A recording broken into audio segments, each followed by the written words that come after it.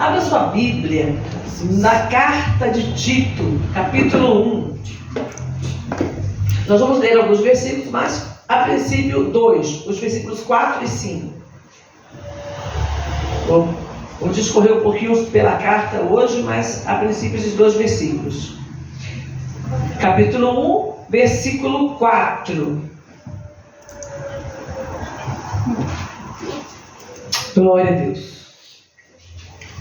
Está com sua Bíblia aberta, vamos acompanhar. A Tito, meu verdadeiro filho, segundo a fé comum, graça, misericórdia e paz, da parte de Deus Pai e do Senhor Jesus Cristo, nosso Salvador. Por esta razão te deixei em Creta, para que pusesses em boa ordem as coisas que ainda restam, e de cidade em cidade estabelecesses presbíteros, como já te mandei. Só até aqui. Depois a gente dá continuidade. Vamos lá. Querido e eterno Pai, no nome santo do teu amado Filho Jesus Cristo, nos posicionamos nesta hora, Senhor, nos colocamos diante do Senhor, Pai, para entender, para compreender a tua mensagem, para, ó Deus Todo-Poderoso, descobrir tudo aquilo que o Senhor tem a nos ensinar, tudo aquilo que o Senhor tem a fazer nas nossas vidas, a descobrir, ó Deus Todo-Poderoso, a tua vontade, para que possamos nos sujeitar a ela, obedecer, ó Pai, com um coração grato, ó Pai, por sermos chamados filhos de Deus.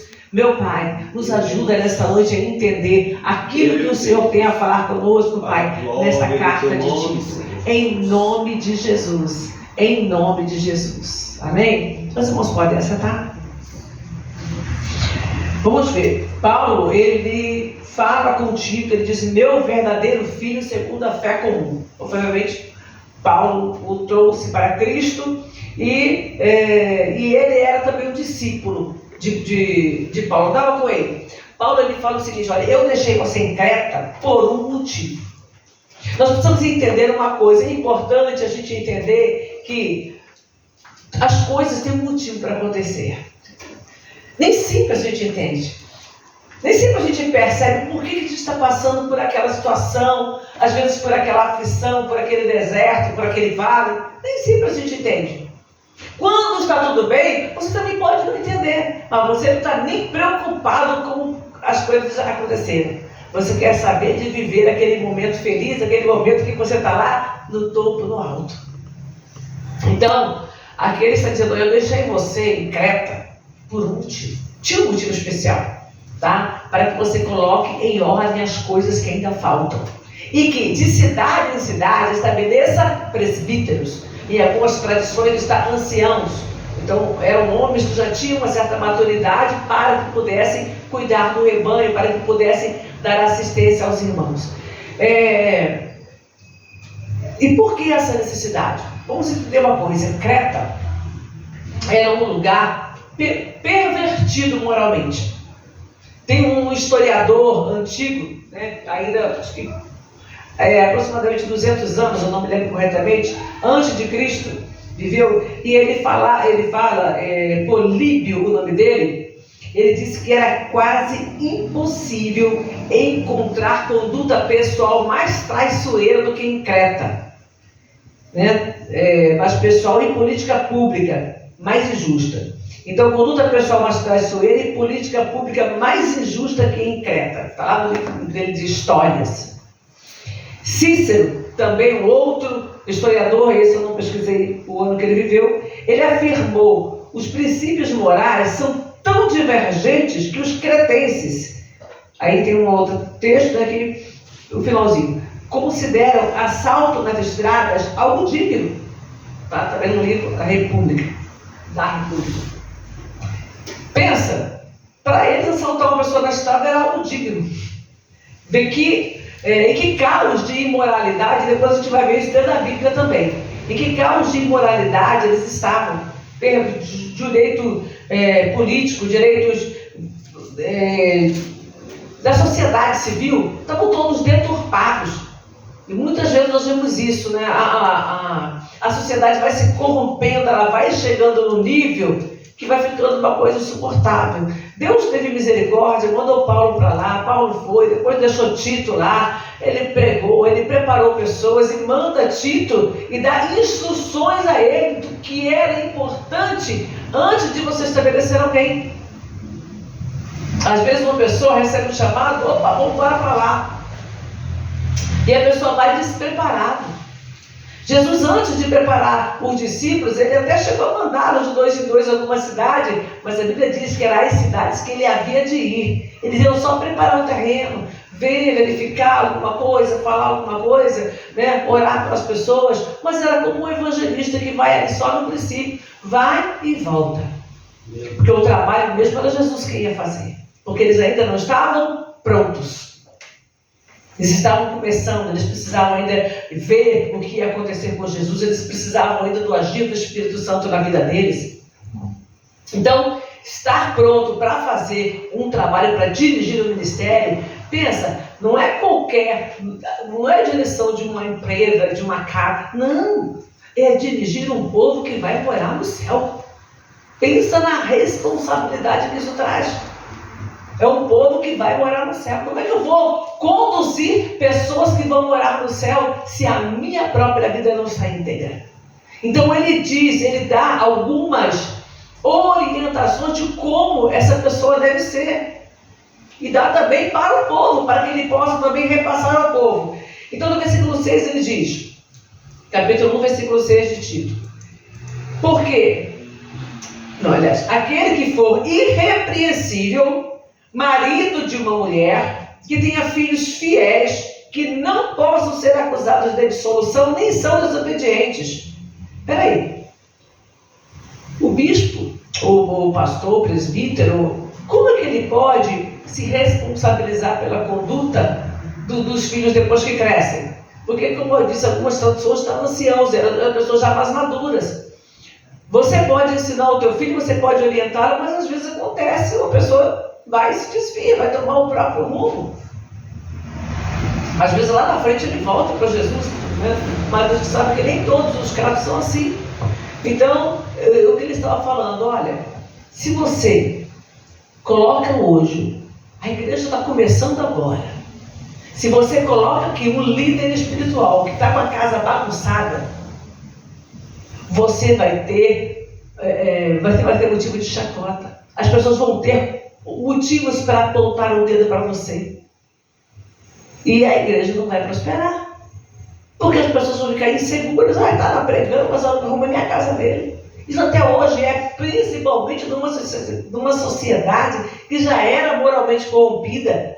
Num tempo em que o evangelho estava começando a ser conhecido e ainda muito ridicularizado pelos próprios judeus. Então ele dá, vamos lá, mais algumas dicas.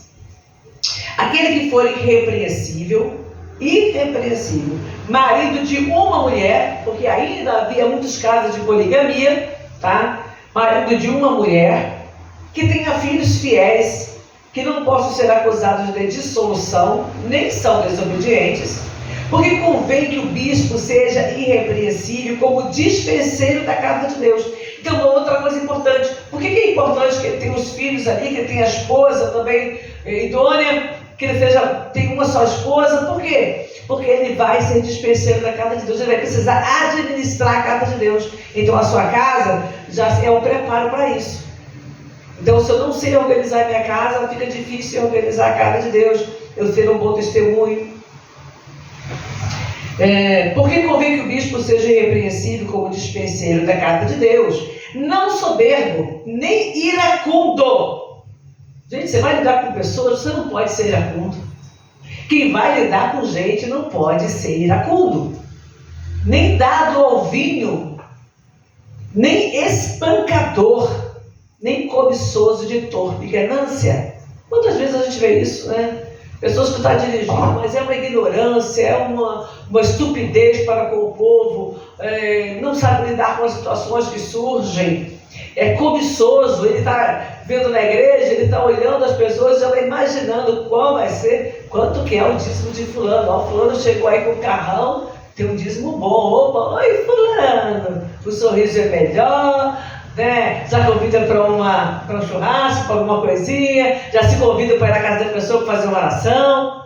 Isso acontecia também com os fariseus. A Bíblia diz que eles iam na casa das pessoas sob o pretexto de largas orações, porque fica bastante tempo lá e sabe como é que é, mas já deu hora de comer, aí a pessoa vai lá e prepara uma comida. Então, quem está à frente do trabalho, a visão dele é o reino. Deus vai usar as pessoas, Deus vai sustentar o ministério, vai abençoar, mas a minha visão não pode ser quanto é que você tem para me dar. Qual o tamanho do dízimo? Qual o tamanho da oferta? Se ele é uma pessoa de influência que vai me ajudar politicamente, socialmente. Essa não pode ser a visão. A visão tem que ser visão de reino. Eu quero que fulano vá morar no céu. Eu quero que ciclano ali vá morar no céu comigo.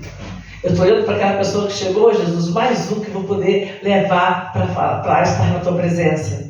Essa tem que ser a visão do líder espiritual. Não pode ser cobiçoso de torpe, olha só, torpe ganância. É maligno. Quando eu estou só querendo ajuntar para mim, para eu ter, para eu viver bem.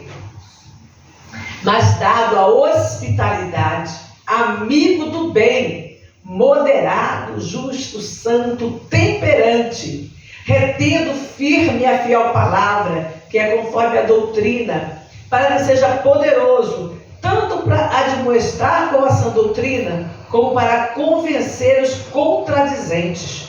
Então, há pessoas que você vai admoestar, você vai pegar, vai sentar com a pessoa, você vai ensinar, vai discipular a pessoa. Nós fizemos aqui agora há poucos dias um discipulado, né? Já fizemos outras vezes também. Então, a gente vai, nós vamos estar admoestando, ensinando a pessoa. E também, você tem que estar pronto para combater aquele que é contradizente, tá? Tem pessoas que elas vão dar trabalho.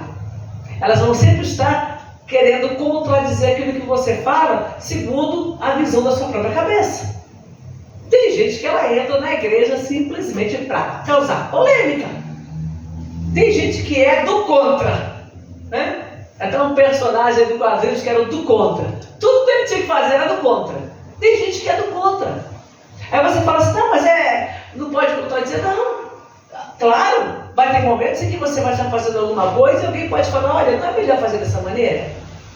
Será que dessa forma aí vai dar realmente resultado? Se a gente fizer assim, não vai ter um resultado melhor? E muitas vezes a orientação é boa e a gente acata. Nós mudamos o nosso horário do culto. Estávamos fazendo às 7 horas. Nós vamos fazer às 6? Um falou, outro falou. Gente, o que vocês acham? A maioria topou, mudamos o horário para as 18 horas. Opiniões são importantes. Orientações são importantes para a igreja do Senhor. Quando a gente vai fazer uma ornamentação, quando vai fazer um evento, as orientações, as opiniões são muito bem-vindas. E podem e devem agregar, né, para que as coisas melhorem. Mas existe aquele que não, que ele é do contra porque ele é do contra. Porque ele quer mostrar que ele é melhor do que o outro. Então, e fica bravo quando a opinião dele não é atendida, não é acatada, mesmo que a maioria esteja contra, né? Mesmo que a maioria esteja contra aquela opinião, mas a pessoa não quer saber, ela quer ser uma opinião contrária, quer impor a sua posição.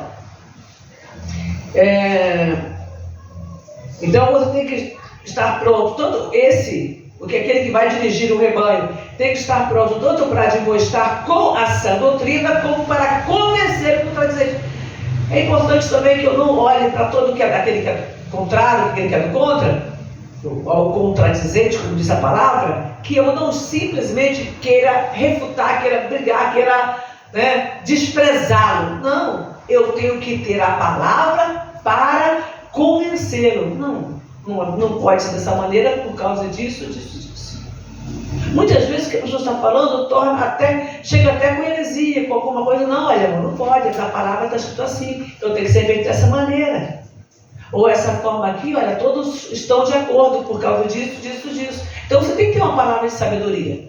Se a pessoa ela é realmente, né, contra, voltando essa palavra, aí você não tem muito o que fazer, deixa o problema dele. Porque há muitos desordenados, faladores, vãos e enganadores, principalmente os da circuncisão, os quais se convém para a boca, homens que transtornam casas inteiras, ensinando que não convém ponderância. E aí vem aqui, olha, no versículo 12. Só voltando um pouquinho. Muitos desordenados. Tem pessoas que ela é falador e ela é desordenada. O que ela é? Sem ordem. Tem gente que não tem ordem, que ela quer fazer do jeito dela e pronto, ela não consegue entender o bem comum, ela não consegue entender que existe uma ordem sim na igreja, que existe uma ordem em qualquer ambiente social.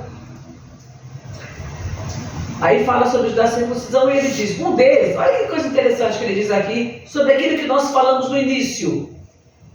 Um deles, seu próprio profeta disse, os cretenses são sempre mentirosos, bestas ruins, ventres preguiçosos. Lembra que eu falei no começo sobre a moralidade do povo de Creta naquele período? E ele diz, um profeta lá, o profeta deles, um próprio profeta, fala sobre isso. E aí ele diz, este testemunho é verdadeiro. Olha, o cara não era, o homem lá, né, a que ele se refere, não era um profeta de Deus. Ele fala o seu próprio profeta. Mas o que ele falou é verdade.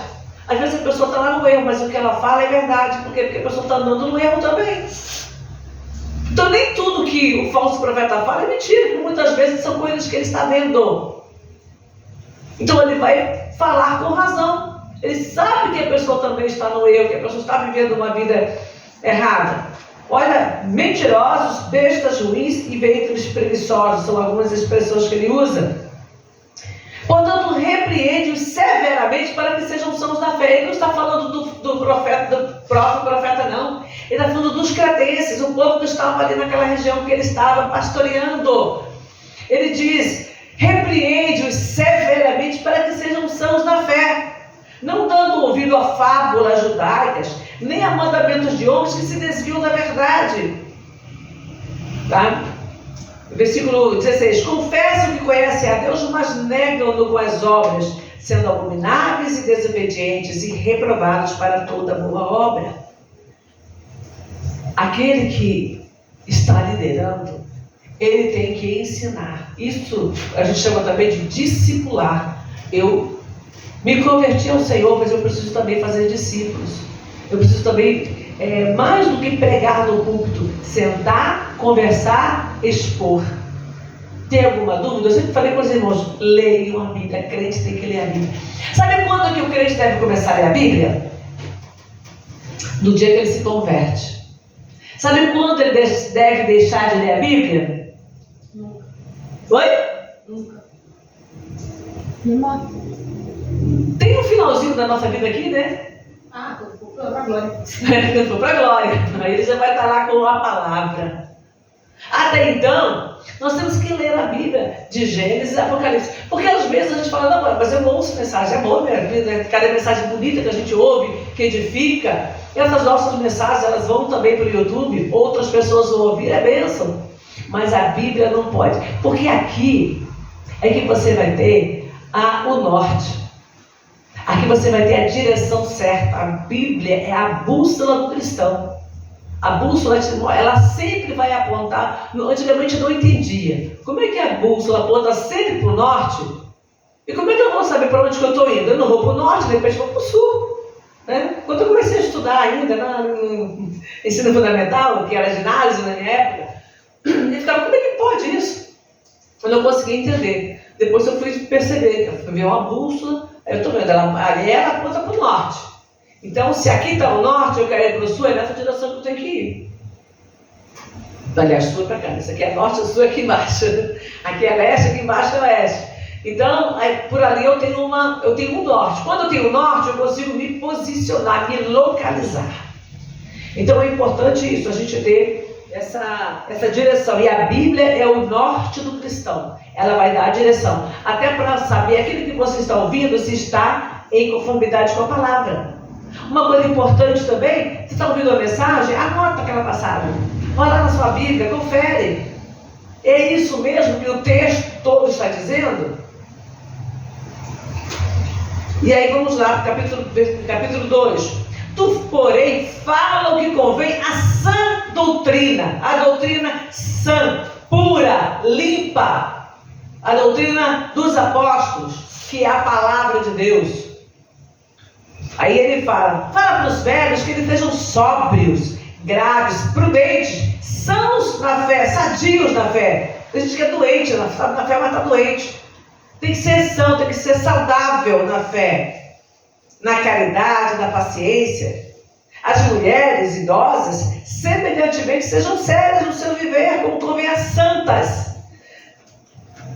Não é que a pessoa não pode brincar, não pode contar uma piada, não pode rir, fazer uma graça, não é nada disso. Ele está dizendo o seguinte: não caluniadoras, não dadas a muito vinho, mestras do bem, para que ensinem as mulheres novas a serem prudentes, a amarem seus maridos e a amarem seus filhos, a serem moderadas, castas, boas donas de casa, sujeitas ao marido, a fim de que a palavra de Deus não seja blasfemada.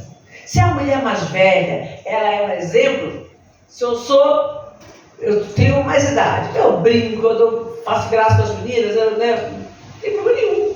Agora, o meu viver tem que ser um viver espiritualmente saudável, para que as minhas filhas, a minha neta, para que as pessoas que estão ao meu lado possam olhar, as mulheres mais novas possam olhar e me ter como exemplo. Não, a pastora falou assim, e eu estou vendo que ela é uma mulher de Deus, então ela vai fazer.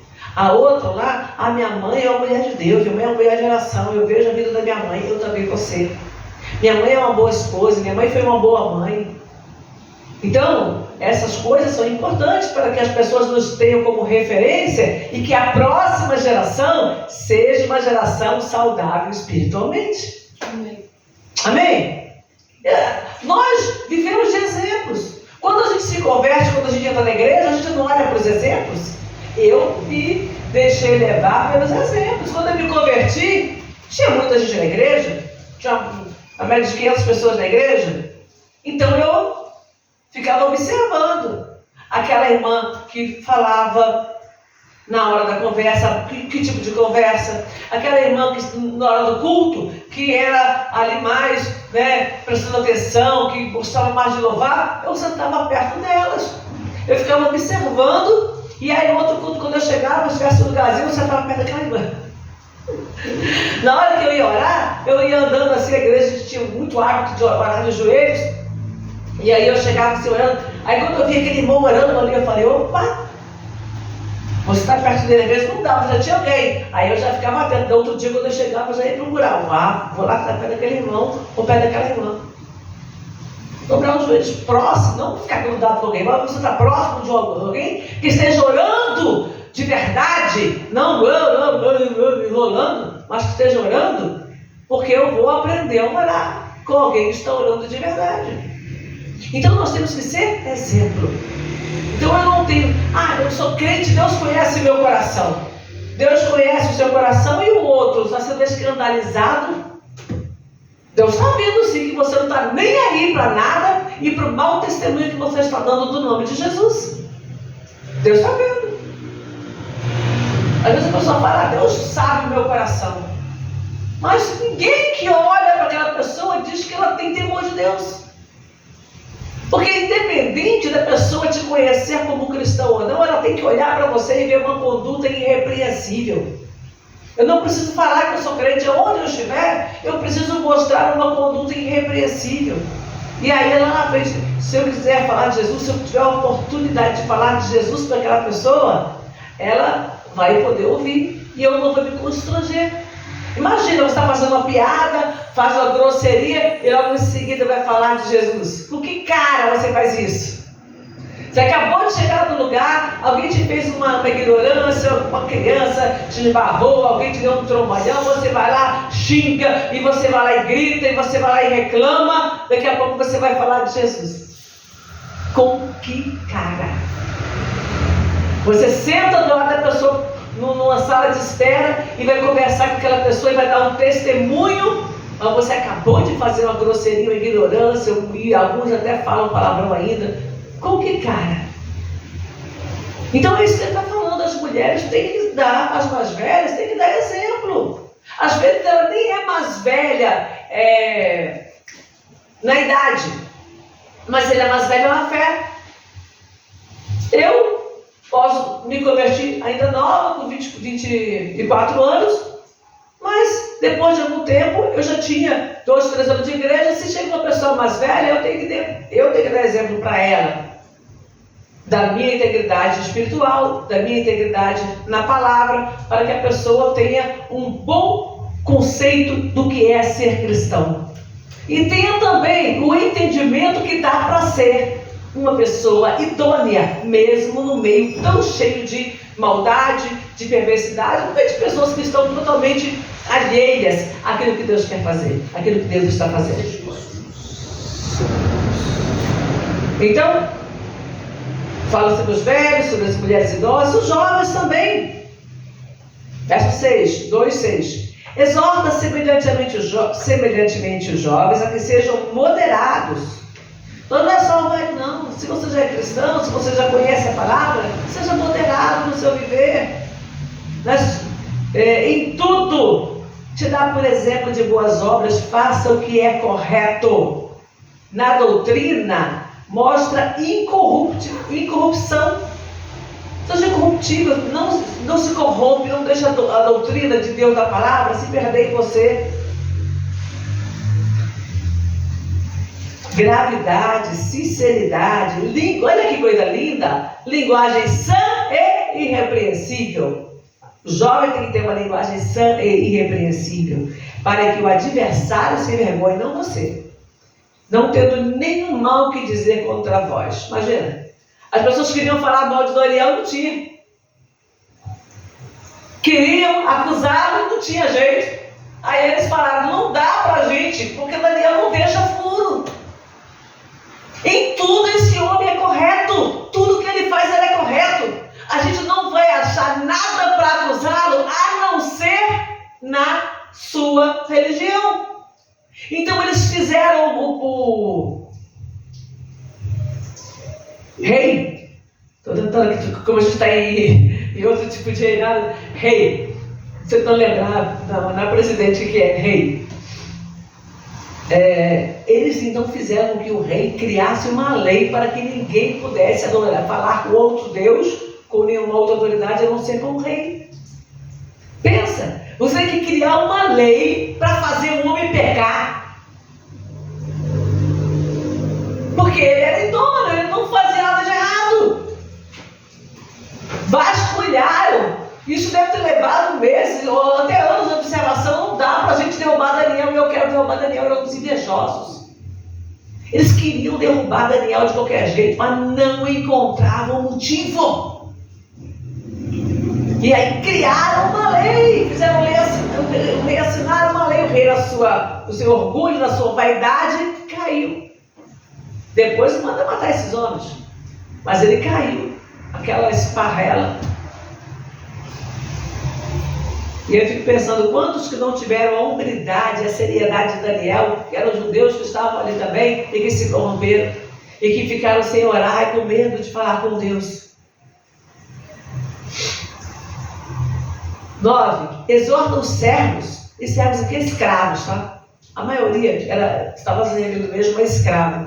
Exorta os escravos a que se sujeitem a seu Senhor e em tudo agradem, não contradizendo, não defraudando, antes mostrando toda boa lealdade, para que em tudo seja ornamento da doutrina de Deus, nosso Salvador. Então, olha, aquele que é servo, ou seja servo, que seja assalariado, ou que seja servo escravo, se você se converteu, mostra uma boa conduta. Seja irrepreensível, porque aquele seu Senhor, ele precisa ser ganho. Mas ele é um homem nefasto, ele é um homem terrível, ele é um homem mau, mas ele precisa ser resgatado para Jesus. E a tua conduta pode influenciar a salvação dessa pessoa. Então, todo o tempo da carta de Paulo a Tito, ele está ensinando e orientando como ele deve agir e como ele deve orientar os cristãos, velhos, mulheres, outros guardam. Vai para mais velho, para mais novo, vai para os jovens, vai para todo mundo. Todos nós precisamos aprender a agir, a lidar com as situações e a receber a direção de autoridades constituídas por Deus. Quando Paulo deixa Tito lá em Creta, era para que ele desse continuidade à obra. Ele fez muita coisa, mas tem muita coisa para fazer, e tem sempre coisa para fazer. E ele sabia que Tito também não ia dar conta sozinho, então ele fala: em cada cidade você vai estabelecer um ancião, ou um bispo, presbítero. Você vai estabelecer alguém ali, e essa pessoa precisa ter toda essa regra de conduta, para que ele possa ensinar. A mesma coisa que você vai fazer, eles também vão precisar fazer. E com certeza essa carta que Tito recebeu, ele vai mostrar também para aqueles a quem ele está discipulando, para que eles saibam também o que fazer na congregação local, nos locais de reunião, porque até então não existia igreja, templo para cristão. Eu já falei aqui, eles se reuniam no sei lá de Herodes, esqueci o nome agora, fugiu. Lá do lado do templo tinha um espaço ali, e eles se reuniam ali. Depois, eles se reuniam nas casas, nos outros lugares eles se reuniam nas sinagogas. Eles ouviam a palavra ali, mas eles se reuniam na sinagoga, eram as palavras de acordo mais com o judaísmo, e Paulo também tinha oportunidade, alguns deles tiveram oportunidade de entregar uma palavra. Mas as reuniões eram em casas, até porque não tinha como construir igrejas, sendo que a igreja era perseguida. Então eles tinham os locais, as casas de pessoas que tinham uma condição melhor, um espaço grande para receber ali a congregação. Ali eles se reuniam, ali eles eram doutrinados, eram discipulados. Lá para o ano 300, por aí, depois que Constantino assume, aí começam a criar, aí eles têm liberdade para criar as suas igrejas, os seus locais de reunião. Então tem gente que até hoje fala: não, mas a igreja tem que ser como... Não, gente, não tem nada a ver uma coisa com a outra. Ali eles não podiam fazer. Os judeus tinham o templo e tinham as sinagogas. Os cristãos não tinham nada. Eles se reuniam, né? Eles continuavam, quem era judeu continuava indo à sinagoga, continuava aprendendo ali sobre a lei, porque desde pequeno eles faziam isso e fazem até hoje. E a igreja cristã não tinha um espaço. Por quê? Porque era proibido. Porque eles eram perseguidos, somente por isso. Mas se nós temos hoje um lugar onde nós podemos nos reunir, onde nós podemos abrir a porta da igreja para qualquer pessoa entrar. Tem gente que fala isso, mas se vai fazer um culto, e até abre a porta da sua casa, não tem coragem de deixar o portão e a porta aberta o tempo todo ali. Nem todo mundo tem, para que as pessoas entrem dentro da sua casa, na sua sala, e pessoas que você não conhece, nem todo mundo. Quantas pessoas têm essa coragem? Principalmente hoje, no mundo com tanta violência. Então, algumas coisas não fazem o menor sentido, tá? É como eu falei no começo, pessoas que gostam de contrariar, gostam de tumultuar, mas nem mesmo eles estão dispostos a fazer tal coisa. Até porque se tivesse, já faria. Fica reclamando, fica falando e tudo, mas a porta da sua casa não está aberta. E se abrir, arriscado também ninguém quer entrar, porque às vezes a pessoa já é uma pessoa tribulosa por natureza. Não tem um bom relacionamento com vizinhos, não tem um bom círculo de amizades para trazer para dentro da sua casa e fazer ali a sua reunião. Não estou dizendo que são todos, tá? Tem gente que faz. Estou falando de ter gente que é tão tribulosa que nem amigos tem. Se abrir a porta da sua casa também ninguém vai vir. Não cumprimenta ninguém na rua, não conversa com ninguém, tá? Então, vamos ficar por aqui hoje. E eu quero compartilhar mais um versículo com vocês. 8, capítulo 3, verso 8. Fiel é a palavra. Fiel é a palavra. A palavra de Deus é fiel. E isto eu quero que deveras afirmes, para que os que creem em Deus procurem aplicar-se às boas obras. Estas coisas são boas e proveitosas aos homens. E aí ele vem dando as orientações finais, tá? Saudações e tudo mais. Então guarda isso tudo, tá? Nós precisamos ter mãos livres. Ore pela liderança. Eu sempre peço: ore por mim, ore pelo pastor Alcântara, ore pela vida da Paula, que está ministrando louvor, ore pela missionária Adriana, ore, nós vamos orar por aqueles que estão dirigindo. É importante, porque o governo é tão importante. Deus deu Deus deu ao homem essa liderança, essa necessidade de governo. Quando ele criou o homem e a mulher, o homem era a cabeça. Deus colocou ali o homem como cabeça. Então a primeira liderança já vinha ali o homem dentro da sua casa. Quando Deus levanta um povo, quando Deus vai levantar um povo, aliás, quando Deus chama Abraão, já vai Abraão sendo patriarca, o filho dele, Isaac, patriarca. O outro filho, Ismael, também foi patriarca lá no Egito. O Jacó foi patriarca. O Esaú, que foi rejeitado, ele também era patriarca ali. Havia sempre essa questão de liderança. É importante isso. É importante. Como eu já disse aqui, se você faz uma reunião e o líder não aparece, as pessoas ficam ali sem saber. A gente foi para lá, mas o fulano que ia dirigir não apareceu. E ninguém ali tinha capacidade para dirigir, ninguém ali teve coragem, despertamento para iniciativa, para assumir a situação e resolver. Às vezes uma faxina da igreja. Não, mas eu marquei com fulano lá, fulano não apareceu. Eu nem sei onde estão as coisas. E ele pensa, não, peraí, cada um vai na sua casa, ele que mora perto, traz alguma coisa, a gente compra no mercado algum material de limpeza, vamos limpar. Se tiver uma pessoa que é líder, ela vai fazer isso. Se não tiver, vai cada um para sua casa e a igreja fica suja. Se vai fazer uma reunião, um trabalho escolar, tem que ter um líder. Senão cada um vai deixando. Se não tiver alguém para cobrar o trabalho, o pessoal vai enrolando, e quando chegar na hora não tem trabalho para apresentar. Cada um fez um pedacinho, colou na internet, mandou e pronto. E sai aquela água na hora da apresentação.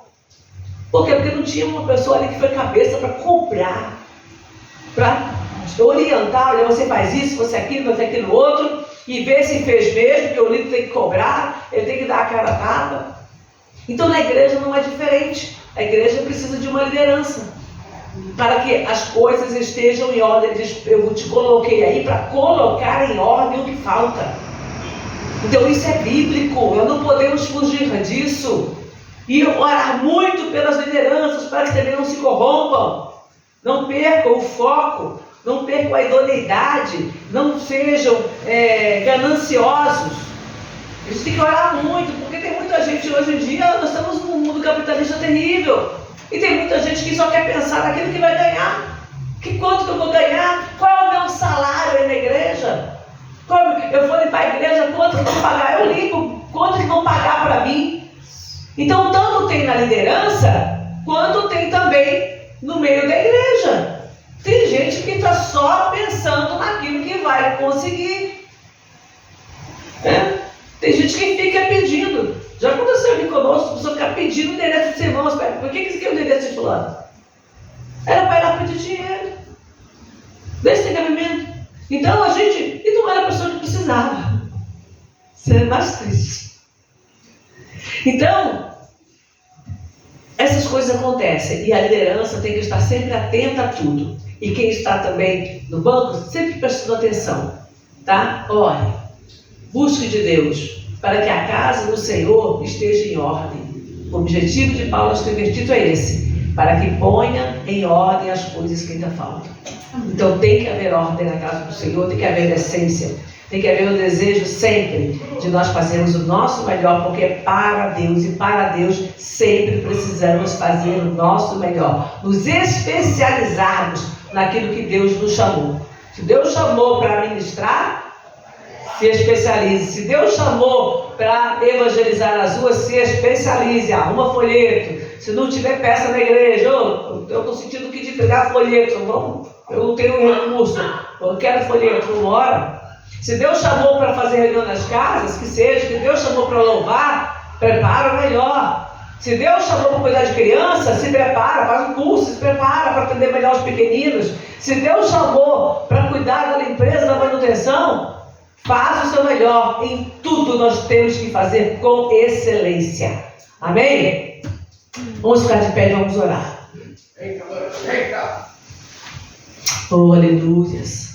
Querido e eterno Pai, nós sabemos, ó Pai, nós sabemos que a Tua obra, ó Pai, é algo grandioso, Senhor.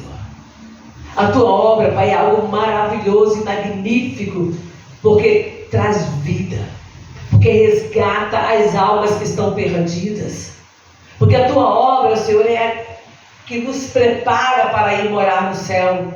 E nós precisamos a cada dia aperfeiçoar a nossa vida, nós precisamos a cada dia aperfeiçoar o nosso ser, nós precisamos a cada dia compreender, ó Pai, o chamado, compreender, Senhor, uma vida com prudência. Nós precisamos compreender, ó Pai, a sermos moderados nos nossos atos, a sermos, ó Deus Todo-Poderoso, cada dia mais disciplinados na Tua sã doutrina. Nós precisamos a cada dia, Senhor, viver, ó Deus, de tal maneira que o Teu nome seja glorificado, que o Teu nome seja engrandecido.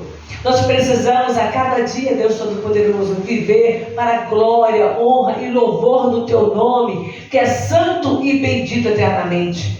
Querido e eterno Pai, olha, Senhor, olha, Deus Todo-Poderoso, e atenta para as nossas vidas, atenta, ó Deus Todo-Poderoso, para o nosso ser, e nos ensina, e nos guia segundo a Tua boa mão, e nos guia segundo a Tua vontade, e nos guia segundo, ó Pai, a orientação e a direção do Teu Espírito Santo, Pai, para que nós não venhamos errar, para que nós não venhamos pecar, para que nós não venhamos transgredir a Tua vontade, mas que em tudo, Pai, sejamos exemplo, Pai, exemplo de boas obras, para com os que estão de fora e para com os que estão dentro da Tua casa, dentro, Pai, da Tua igreja.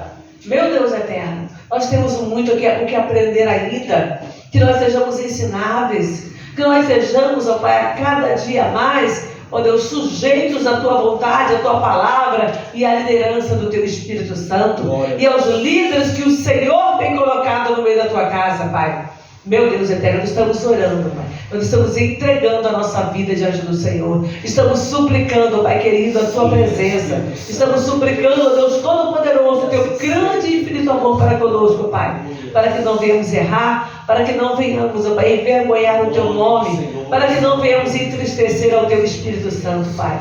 Fala conosco, Senhor. Fala, ó Deus eterno, a cada dia, nos ensina e nos orienta segundo a Tua palavra, palavra de fé, palavra poderosa, palavra que pode mudar o curso da nossa vida e da vida do nosso próximo, Pai. Em nome de Jesus Cristo, em nome de Jesus. Amém. E graças a Deus. Graças a Deus.